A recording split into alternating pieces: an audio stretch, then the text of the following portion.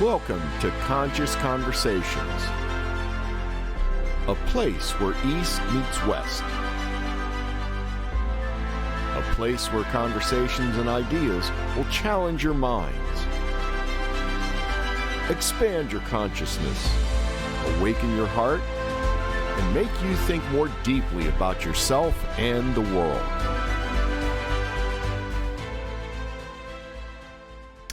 Hello, everybody. Welcome to Conscious Conversations. I'm Anthony Profeta, here with co-host Wes Gordon. How are you today, Wes? Doing very well. Looking very nice today. Thank you. Excited about our guest. Me too. I'm very excited to have a guest back who's been here before. She was here with Duncan. They were talking about the ancient mystery schools. Her name is Nancy Solook. Nancy, how are you today? I'm doing wonderful. I'm so happy you're back. Thank you for coming. I'm glad to be back, and thank you for having me back. You're welcome. And before we do get into the talk, I do want to say a big thank you to the Ancient Healings Conference, who are the sponsors of our show. And Nancy is affiliated with the Ancient Healings Conference, which is coming up very soon, everybody. It's coming up July 10th and 11th in Melbourne Auditorium. So you get 2 days of wonderful workshops. We can't wait. I'll be there myself talking, and I'll also be a vendor, and Nancy will be giving a wonderful talk as well. And we have how many presenters? We have 30 talks and sessions that will be going on between healing and workshops. Excellent. And they'll have a lot of vendors too, so please be sure to check it out. Go to ancienthealingsconference.com to get your tickets, and you can find more information there. Absolutely. But again, Nancy, thank you so much for being here. We are very excited for today's show. Today we're going to be talking about something that, if you go by statistics, they say approximately 40% of people believe in. I don't know how they really gathered all those statistics, but they say it's also skewed more towards the country that people come out of. Mm-hmm. But what the topic of today is past lives. And I know you know a lot about this. You've been working with past life regressions and all of that for many years. So I am excited for our discussion today. But just for those of you that are out there, please know that this topic isn't limited to just Eastern philosophy. In fact, and to be open to this, you just need to really have an open mind and a belief in a possibility that life is continuous. And if you really believe life is continuous, then past lives do make a lot of sense. Now, again, it's not just an Eastern thing.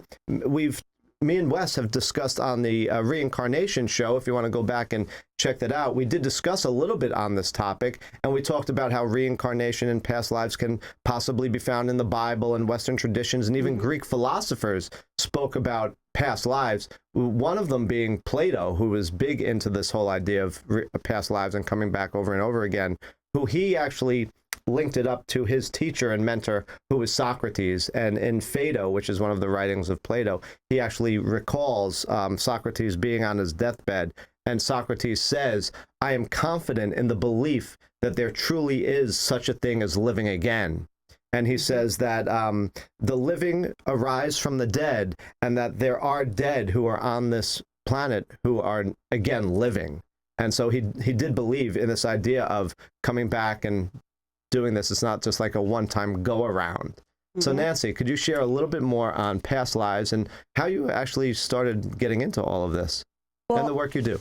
I'm a hypnotist. Okay. So as I was learning the hypnosis and how to do your hypnosis for smoking and weight loss, I realized that involving the spiritual nature helps with the weight loss. It helps with the stop smoking. It helps with the basics. Yes. So what I started studying was how could a past life be something that would affect this life? And that's where I go from. And that's an interesting question. We do past lives so that we can go back and see what's affecting you and how to release it. Okay.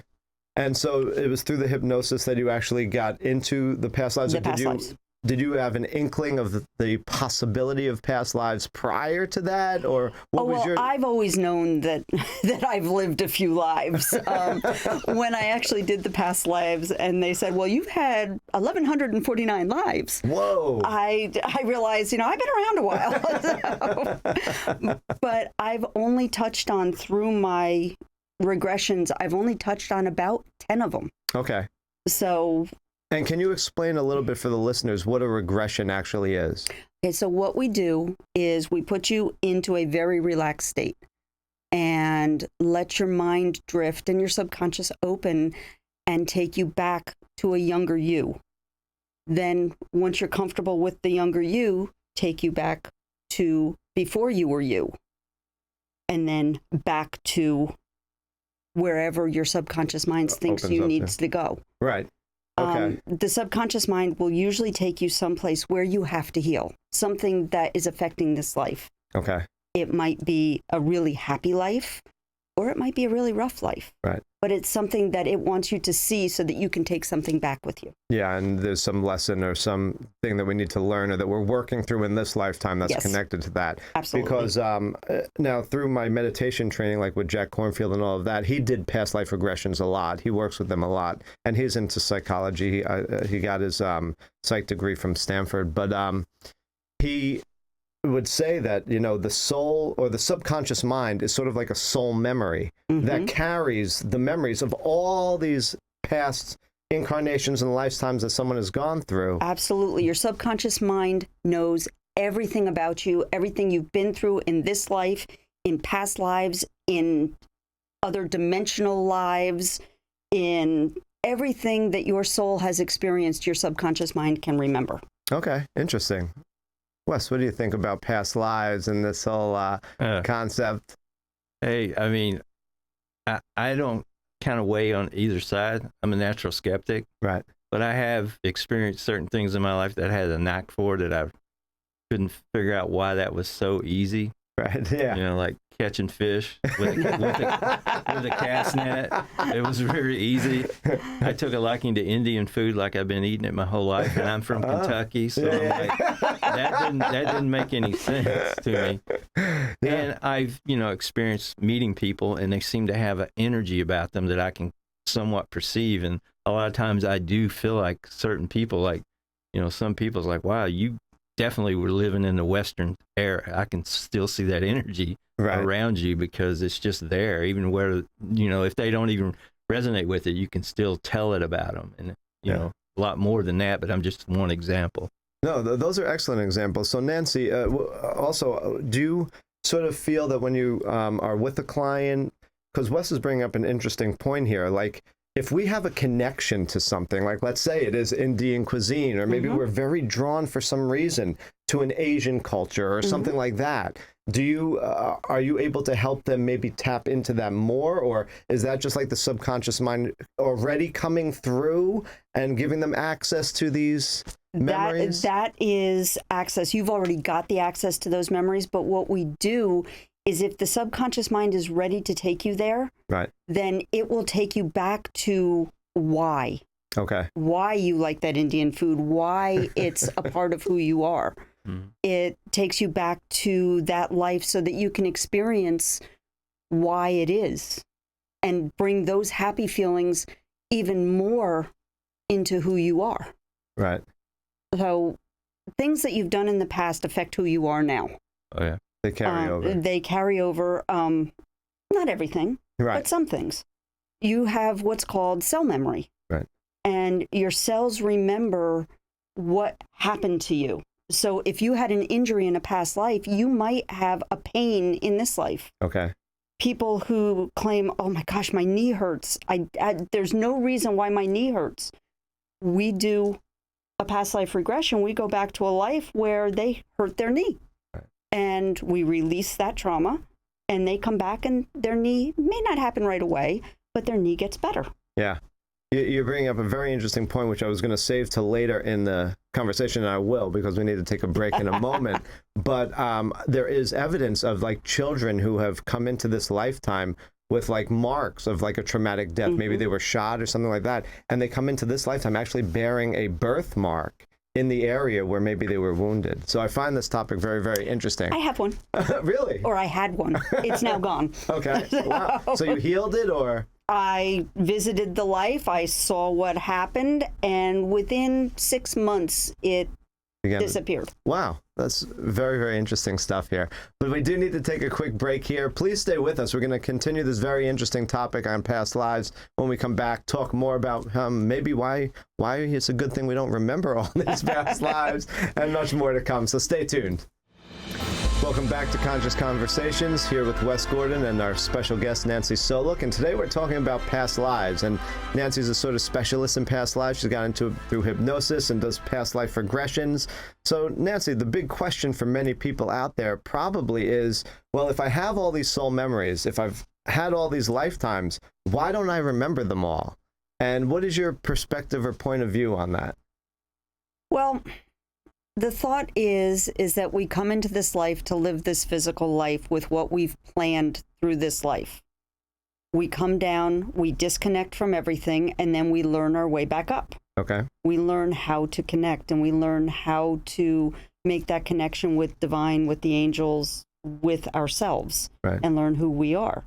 So it's our job to actually find these things out. And if we don't, that's okay. We get another go around. We just have another go around. If we do, we release it, we acknowledge it, and we move forward. Right. And we ascend just a little bit more in our vibration. But some people would say, well, but if I could just remember them, then I'd be able to work with it better. So why from your opinion or perspective, would you say that so many of these memories might be veiled to us? Do you have any thoughts or ideas on that? Yes.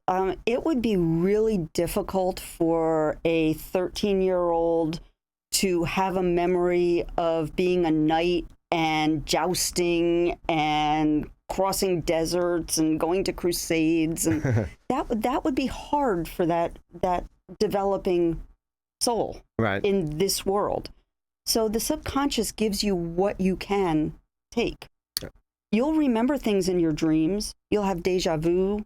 You know, you don't have to go and do a full life regression there. Right. You can remember things, and your subconscious will give it to you when you're ready. You need it.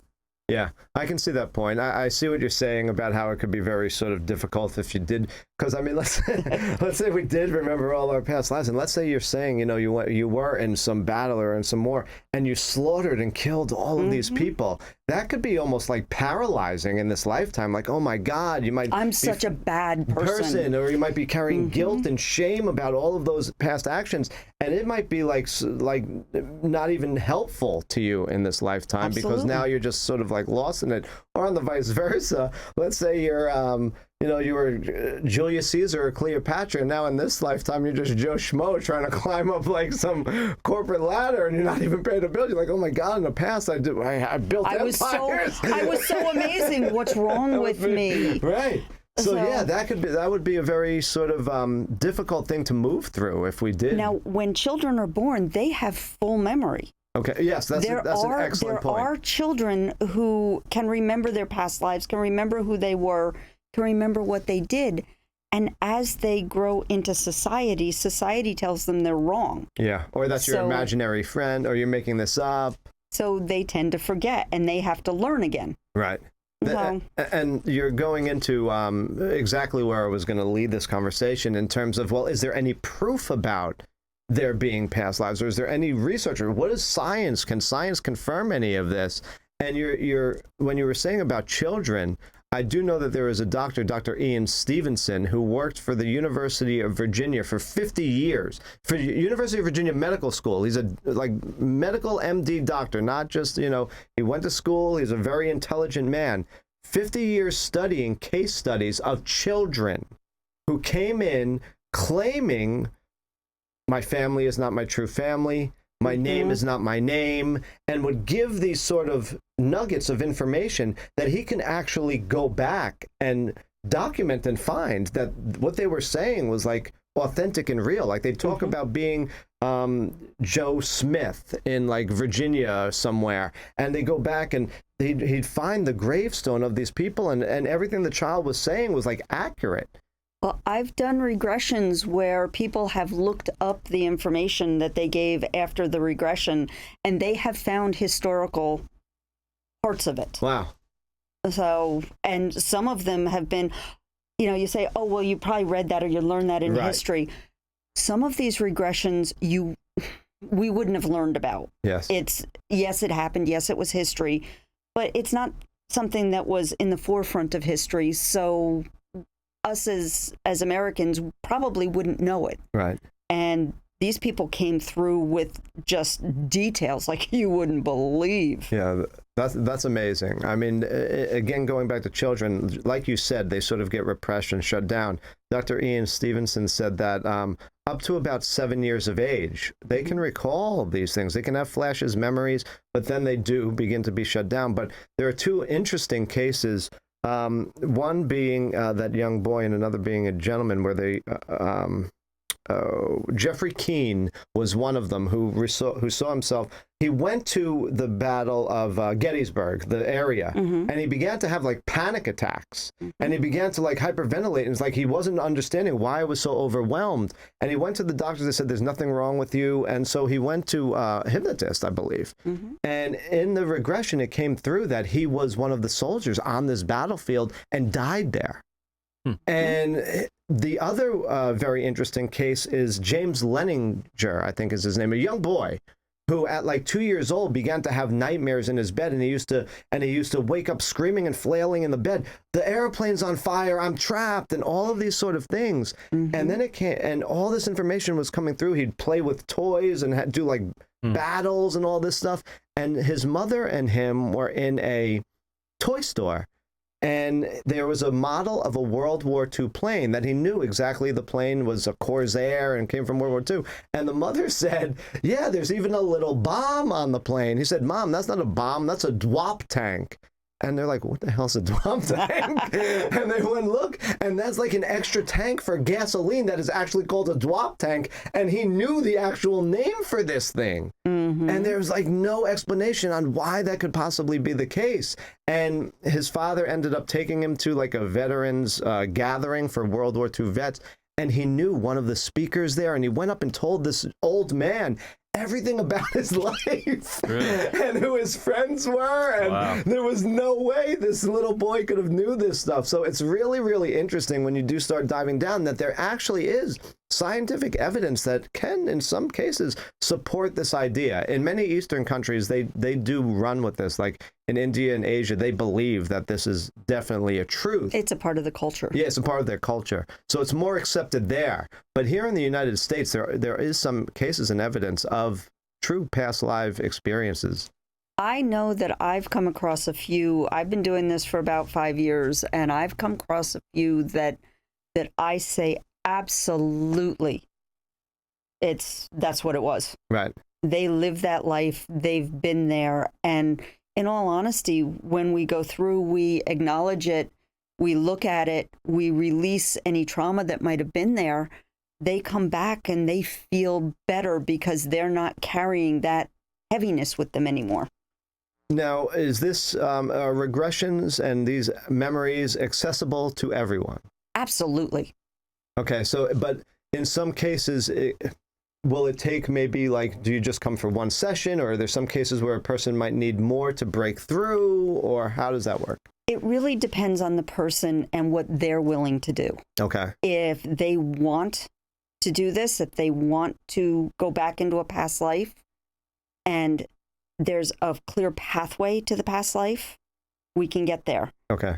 If they've got trauma in this life, sometimes we have to deal with the trauma in this life before we can go back, which is why we go to the younger self and make sure you're comfortable with who you are today. Right. Then we go to who in between the lives so that you can feel the comfort and the love.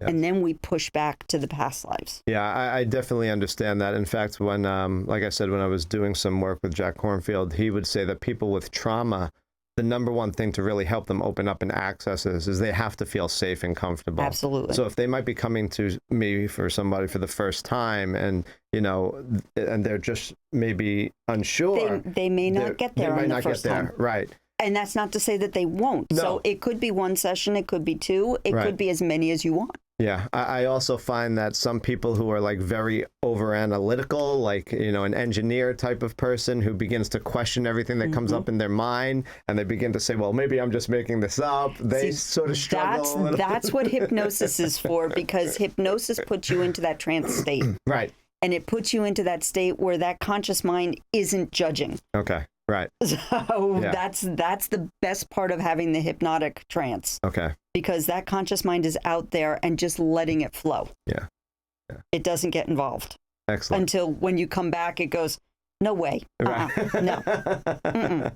And then you start researching. Yeah, and finding out the truth. Wes, do you have any other things about past lives from your perspective or any questions? Oh, just a little lightheartedness. When I was young, I always knew there was this better place, but I couldn't seem to find it. I've told you about it. Okay. So after hearing all this, apparently I got kicked out of heaven, and I'm working my way back. Well, that's you. Okay, you weren't kicked out. You made a choice. You made a choice to come, and now you're working your way back, and you're learning about yourself, so you're connecting more and more. Absolutely. And that's the place between lives. So you can go there. Interesting. And just go and enjoy it. So far, so good. Yeah.